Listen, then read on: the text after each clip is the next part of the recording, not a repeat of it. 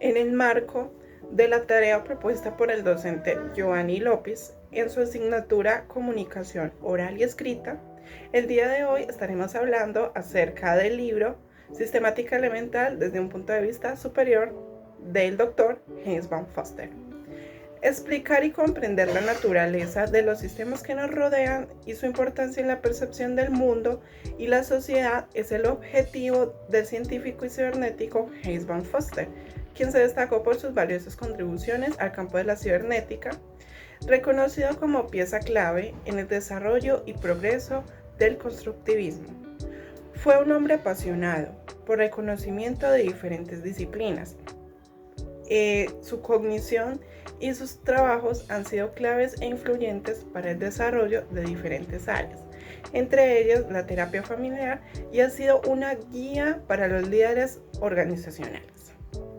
En el libro, el doctor nos da una introducción a los aspectos y conceptos relevantes de la cibernética, la teoría de los sistemas y la ciencia de la información, en un enfoque de explicación a través de diferentes disciplinas. Además, expande la idea acerca de la interacción de los sistemas y cómo se organiza en su entorno. Como lo dice en su libro, la sistemática es el arte de ver, averiguar y especialmente reconocer conexiones entre las entidades observadas. Yo quisiera hablar acerca de la hermenéutica, la cual es una rama de la filosofía que se ocupa de la interpretación de textos, obras de arte, símbolos y signos en general.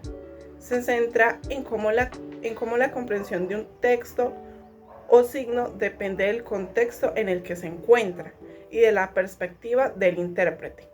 La hermenéutica también se ocupa de cómo la comprensión del mundo y de uno mismo puede cambiar a lo largo del tiempo y cómo las diferentes interpretaciones pueden coexistir y ser válidas. Un ejemplo que nos regala el doctor en su libro con respecto a la hermenéutica es cuando comenta un caso el cual fue tratado por el doctor Bantenson, un amigo suyo, y el caso trataba acerca de un joven, el cual era un problema debido a su mala actitud con sus padres y su familia en general.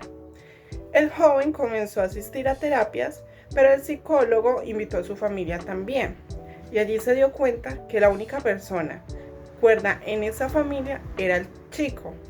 Esta conclusión fue designada después de esa reunión, ya que el doctor Battenson observó cómo se comportaban estas personas después de una serie de preguntas realizadas y cómo sus gestos y ruidos con la boca los delataron.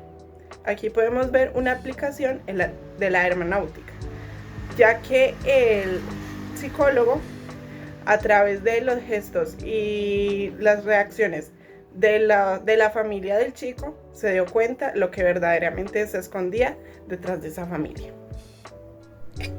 Al centrarnos desde una mirada constructivista, estamos basando nuestros propios conocimientos en teorías de otras personas.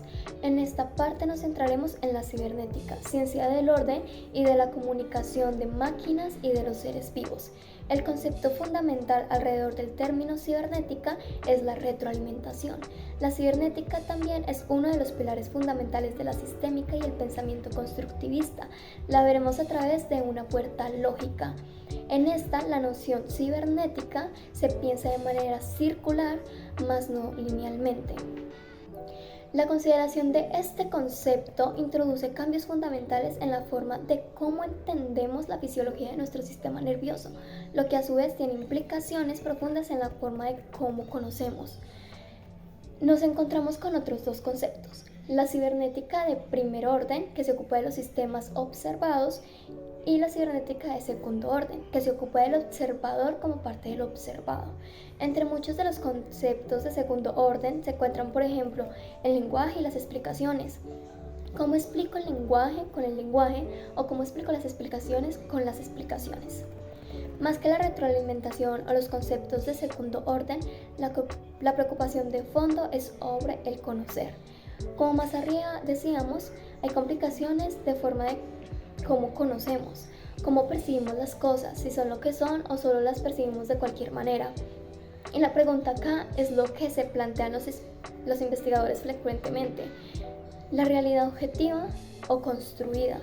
Por un lado están los que abogan porque la realidad existe independientemente del observador, y por otro tenemos a los constructivistas, para quienes la realidad no se descubre, sino que se inventa o se construye.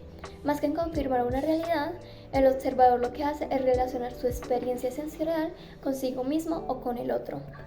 El segundo elemento de la cibernética es la hermenéutica o el lenguaje. En palabras de von Förster, el que escucha y el que habla es el que determina el significado de las palabras. En términos del constructivismo, el observador, en un proceso de relación, inventa y construye su propia realidad. El tercer elemento que veremos será la ética. Si como oyente o observador soy yo quien le doy significado a las palabras y quien invento o construye la realidad, más que vale hacerse responsable del significado que se le da a lo que se escucha y de la realidad a la que se inventa o se construye a través de las observaciones y conversaciones de la vida. Ser responsable en la realidad en la que se va a vivir. Bueno, en conclusión, a lo largo de las páginas el autor nos introduce al pensamiento de lo que no es comprendido, cuestionándonos sobre la diferencia entre el ver y el saber. Cómo sabemos qué es una cosa y cómo es esa cosa, mostrándonos la solución de las diferentes problemáticas sobre la simplicidad hasta la complejidad de esta misma, llevándonos a un punto cibernético el cual se encuentra sistematizado, el cual se le asigna una función para desarrollar una determinada actividad. Y para lograr este objetivo es necesario tener una buena fundamentación que permita una excelente elaboración de los trabajos elaborados por esos sistemas. Recordándonos que en la cibernética las trivias son importantes, ya que desarrollan una especie de acción y respuesta, pero al momento de entrar en un mundo real es de suma importancia la investigación y profundización de los temas para así desarrollar una buena argumentación a la hora de defender una tesis o una acción.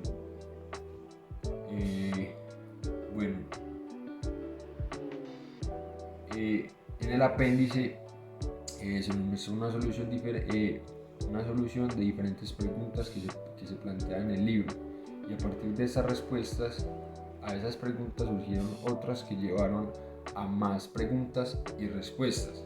La mayoría de las cosas que existen en el mundo una vez ya fueron planteadas, cuestionadas y en su mayoría respondidas, pero a pesar de esto hay que dudar y preguntarse más acerca del tema, ya que aunque tienen respuestas se puede conocer más sobre estos aspectos.